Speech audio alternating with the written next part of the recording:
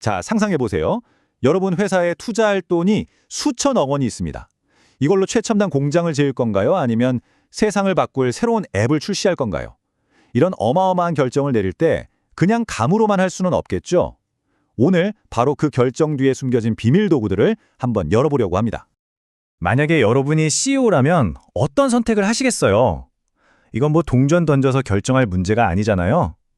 바로 이럴 때 기업들은 단순한 직감을 넘어서서 아주 정교하게 설계된 이 재무 분석의 세계로 뛰어드는 옵니다.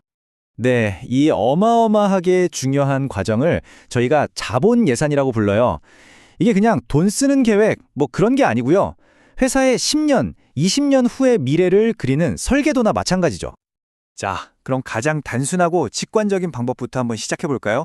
아마 여러분도 뭔가에 투자할 때 본능적으로 이런 질문부터 던져보셨을 거예요. 그게 바로 회수기간법이라는 건데요. 핵심 질문은 딱 하나예요. 그래서 이거 본전 뽑는데 얼마나 걸리는데? 바로 이 명쾌함, 이게 이 방법의 가장 큰 매력이자 뭐 함정이기도 하죠. 자, 이 표를 같이 한번 볼까요? 처음에 딱 100억 원을 투자했어요. 그렇죠? 1년, 2년, 3년이 지났을 때 누적 현금 흐름을 보니까 아직 마이너스 10억 원이에요. 아직 본전이 안 된 거죠. 원금을 다 회수하려면 10억이 더 필요한 상황입니다. 그런데 4년 차에 무려 40억 원이 들어오네요. 그럼 이 나머지 10억 원을 회수하는 데는 4년 차 전체 기간, 즉 12개월이 다 필요할까요? 아니죠. 딱 4분의 1, 그러니까 3개월만 더 있으면 되는 거예요. 그래서 총 회수 기간은 3년하고도 3개월, 즉 3.25년이 되는 겁니다. 어때요? 정말 간단하고 명쾌하죠? 그런데 말이죠. 이 단순함 뒤에는 우리가 꼭 알아야 할 아주 큰 함정이 숨어 있습니다. 과연 이 방법이 놓치고 있는 그 결정적인 정보는 뭘까요? 회수기간법에는 정말 치명적인 약점이 두 가지나 있어요. 첫째, 오늘의 1억이랑 3년 뒤의 1억을 똑같은 돈으로 봐요. 아니, 이자도 있고 물가도 오르는데 이게 말이 되나요? 이걸 바로 화폐의 시간 가치를 무시한다고 하는 거고요. 둘째로, 이게 더 큰 문제인데 본전만 뽑고 나면 그 뒤에 100억을 벌든 1000억을 벌든 전혀 신경을 안 써요. 오로지 속도만 보는 거죠. 프로젝트가 얼마나 큰 이익을 가져다 주는지는 완전히 무시해버리는 겁니다. 그래서 전문가들은 이런 단순한 방법을 쓰지 않아요. 훨씬 더 정교한 도구를 쓰죠. 시간의 가치는 물론이고 프로젝트의 전체 수익성까지 모두 담아내는 아주 강력한 도구들입니다. 자, 현대 재무의 핵심 NPV와 IRR을 소개해 드릴게요. 첫 번째 도구는 순현재 가치, 바로 NPV입니다. 이건 뭐냐면요. 미래에 벌어들일 모든 돈을 할인해서 오늘의 가치로 싹 바꿔요. 그리고 그걸 다 더한 다음에 처음에 투자한 돈을 빼는 거죠. 만약에 결과가 플러스다? 그러면 그 금액만큼 회사 가치가 오늘 당장 올라간다는 뜻이에요. 괜히 재무 분석의 황금 표준, 골드 스탠더드라고 불리는 게 아니겠죠? 자, 다음은 내부 수익률, IRR입니다. 이건 훨씬 더 직관적으로 와닿으실 거예요. 이 프로젝트에 투자하면 은행에 연 몇 %짜리 적금 드는 거랑 똑같을까? 바로 이 질문에 대한 답이에요. 우리한테 익숙한 수익률 개념이라서 많은 경영진들이 아주 좋아하고 선호하는 지표이기도 합니다. 자, 이 슬라이드를 보면 두 지표의 차이가 확 들어오죠. 아주 흥미로운 지점인데요. NPV는 우리가 얻게 될 상금의 크기를, 그러니까 얼마나 벌 거냐를 $1 같은 금액으로 딱 보여주고요. 반면에 IRR은 수익의 속도, 즉 몇 %의 수익률이냐를 보여주는 거예요. 크기냐, 속도냐, 바로 이 차이입니다. 자, 그럼 문제가 생깁니다. 이렇게 강력한 두 도구가 만약에 서로 다른 프로젝트를 선택하라고 한다면 A가 좋아, 아니 B가 더 좋아, 이렇게 서로 다른 방향을 가리킬 땐 어떻게 해야 할까요? 재무 분야의 아주 고전적인 딜레마가 바로 여기서 시작됩니다. 바로 이 표를 한번 보세요. 여기서 진짜 딜레마가 생기는 겁니다. 프로젝트 A를 보면 와, IRR이 무려 100%예요.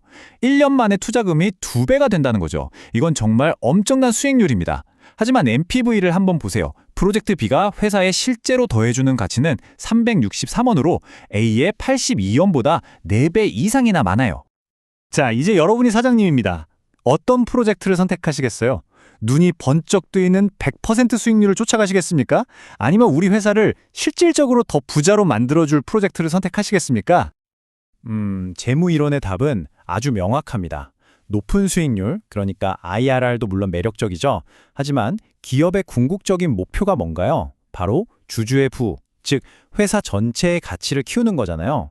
그 가치가 얼마나 늘어나는지를 직접적으로 보여주는 건 바로 NPV입니다. 그래서 두 지표가 싸울 땐 우리를 더 부자로 만들어줄 NPV에 손을 들어주는 게 원칙이에요. 자, 지금까지는 개별 프로젝트 하나하나를 어떻게 평가하는지 봤어요. 이제 렌즈를 줌아웃해서 더 넓게 기업 전체가 한 해 동안 얼마나 장사를 잘했는지 그 성적표를 보는 법으로 넘어가 보겠습니다. 자기자본 이익률 ROE를 얘기할 때 이분을 빼놓을 수가 없죠. 바로 워렌 버핏입니다.